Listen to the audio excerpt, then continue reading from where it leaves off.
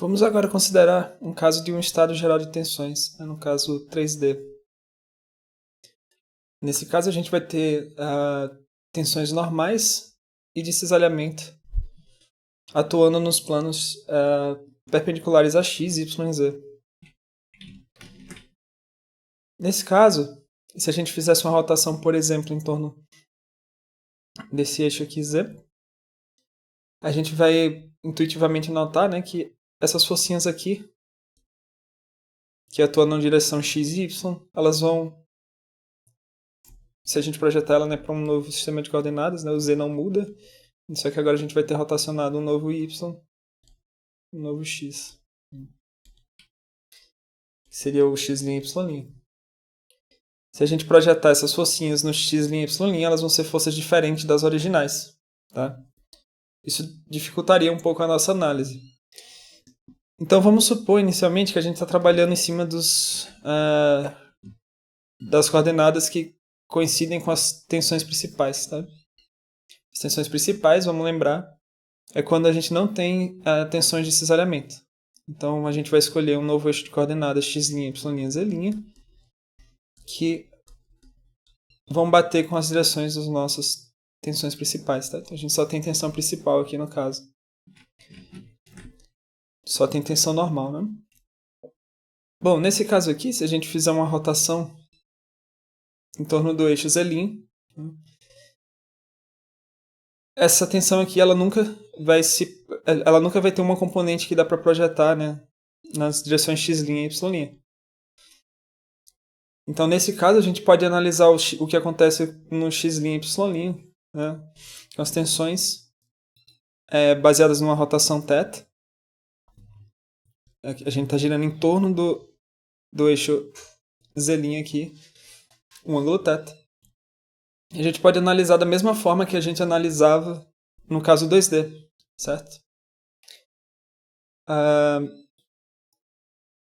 Como todas as tensões aqui são tensões principais, então isso significa que se a gente fizer uma rotação em torno de qualquer um desses eixos, a gente pode fazer uma análise igual a que a gente fazia para o círculo de Mohr 2D, certo?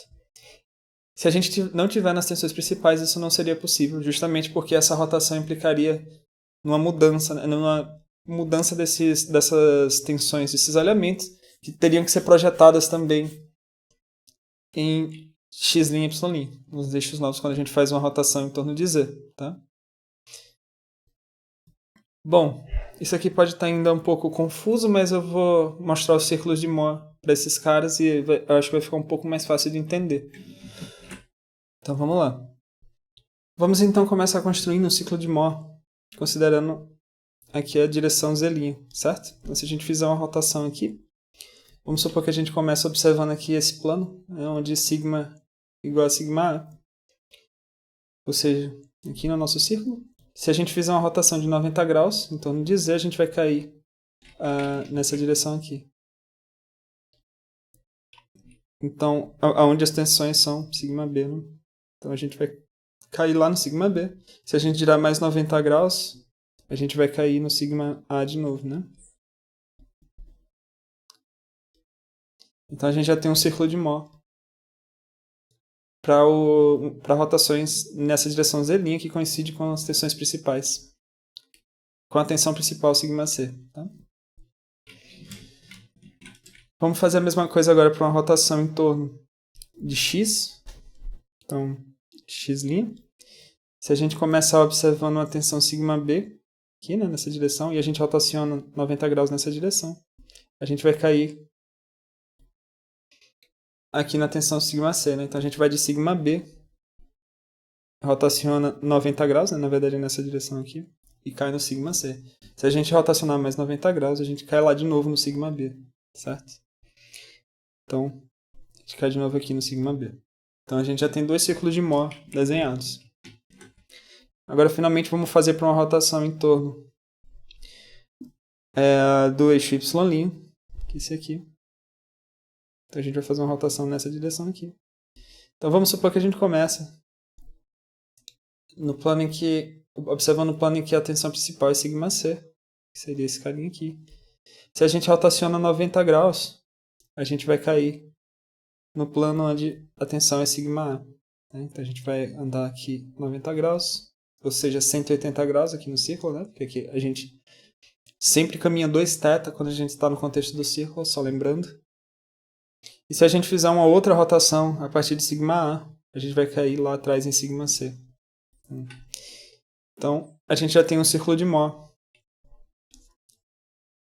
A gente tem 3 círculos de Mohr, na verdade, não para cada rotação, em cada eixo de tensões principais, tá? X', Y' e Z'.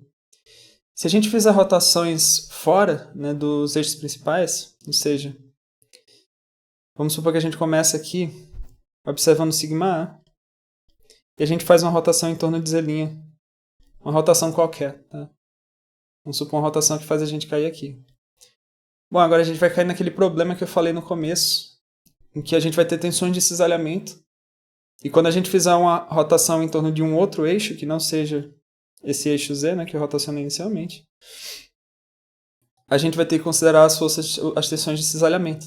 Então, se a gente fizer uma rotação no outro eixo, a gente vai bagunçar todo o nosso resultado, né? A gente vai cair em algum lugar dentro dessa região em verde aqui que está pintada, tá? Então, a gente vai ter que tomar o cuidado de sempre fazer as rotações a partir dos eixos onde as tensões são principais. Então, vamos supor que a gente começa aqui, a gente rotaciona 90 graus em um eixo, aí a gente pode rotacionar 90 graus em outro, depois a gente pode rotacionar 90 graus no outro, tá?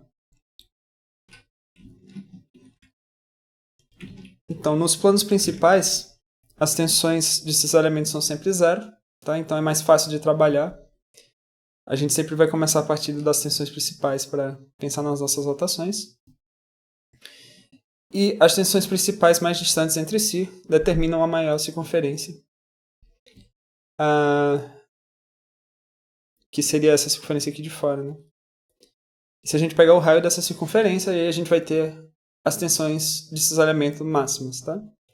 Então não adianta a gente olhar só para as rotações em torno de uma das direções, tá? Por exemplo, Z'. A gente tem que olhar para o ciclo de Mohr de todos os casos e ver qual que tem o raio maior. Uma coisa importante, né, que é como a gente só tem 3 tensões principais, na hora que a gente desenha os 3 círculos, a gente sempre vai ter essa configuraçãozinha, né, em que a gente tem 2 círculos menores e um círculo maior que engloba os dois, né? E os 2 círculos menores eles se encontram no mesmo ponto, e o círculo maior ele vai se encontrar em um ponto de cada um dos 2 círculos, certo?